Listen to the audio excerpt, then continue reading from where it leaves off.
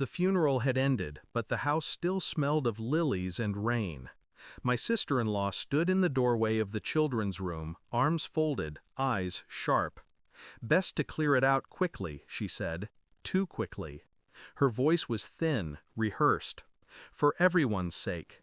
She wanted the toys gone, the drawings torn down, the little girl's world erased before the dirt on her grave had even settled. I nodded, silent. Grief makes people strange, I told myself. But the way she hovered, pressing me to hurry, made my stomach knot. I started with the books, stacking them with surgical neatness. The room felt heavy, as if the air itself resisted me. My hands touched every object with a kind of reverence, until my fingers brushed the folded scrap of paper tucked beneath a pillow. My niece's handwriting, shaky, desperate. "Uncle, if you're reading this, look under the bed right now." The room tilted. My sister-in-law's footsteps shifted behind me, waiting, watching. I crouched slowly, forcing my face calm. My heart was thunder, but my hand moved steady, slipping into the darkness beneath the bedframe. And I found the first crack in the lie. The shoebox was sealed with tape, the edges ragged from a child's hands. Inside, photos, drawings, notes, each one marked with a shadow I'd never seen before. My niece had drawn herself, standing between her mother and a man who wasn't me, wasn't my brother, wasn't anyone I should have recognized. But I did.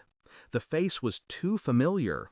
Our neighbor, the one who smiled too easily at family dinners, who always arrived before my brother got home from work.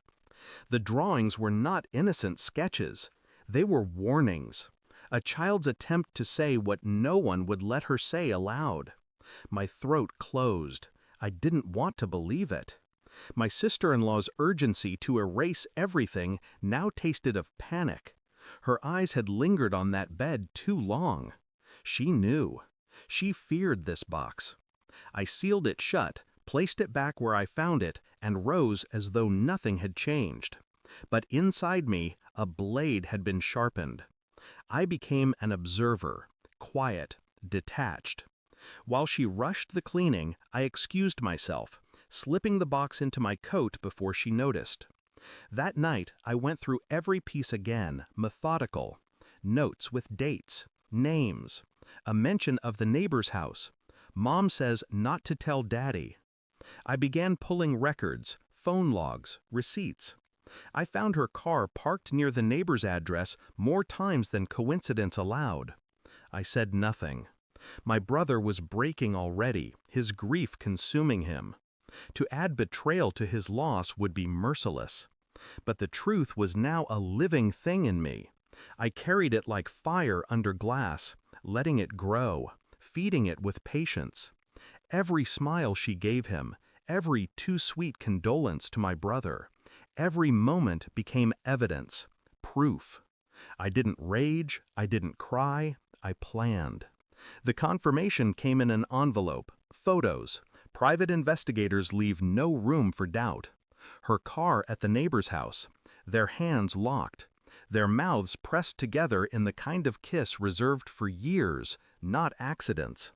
I slid the evidence into a plain folder and placed it on the dining table. She came in late, hair damp from rain, carrying grocery bags like a performance. "What's this?" she asked, too light. I didn't answer. I just gestured. She opened the folder. Her face drained of blood, then flushed crimson. Her lips trembled, but no words came. I stayed silent, watching her unravel. Her excuses died in her throat when she saw the dates, the times, the undeniable truth. The silence broke her more than any accusation could. "I knew before the funeral," I said finally. My voice was flat, steady. "Our niece tried to tell me. She hid the box. Her knees buckled against the chair. She didn't understand. She understood enough." Her hands shook as she reached for me, pleading, but I didn't move. "I won't scream. I won't fight you. But I will ensure he knows." I tapped the folder. Your husband deserves the truth. You don't deserve his grief as cover. Her mouth opened, closed, a fish gasping on land. For once, she had no script, no manipulation. I turned away, leaving her with the evidence spread across the table like her own autopsy report. The next morning, I gave the folder to my brother. I didn't stay to watch him read. I couldn't. But I heard the sound hours later, his voice breaking, not from loss of a child this time, but from the death of trust. I walked out of that house and didn't look back. Grief had made me hollow, but betrayal had carved me clean. I no longer carried her lies. I carried only truth. Cold, heavy, final. And in that weight, I found a kind of clarity. Sometimes survival isn't about holding on. It's about letting rot be exposed to the air. The grave was hers now, though she still breathed. Thanks for watching. Don't forget to like, share, and comment. Subscribe now to Cheating Stories Insight World for more amazing stories.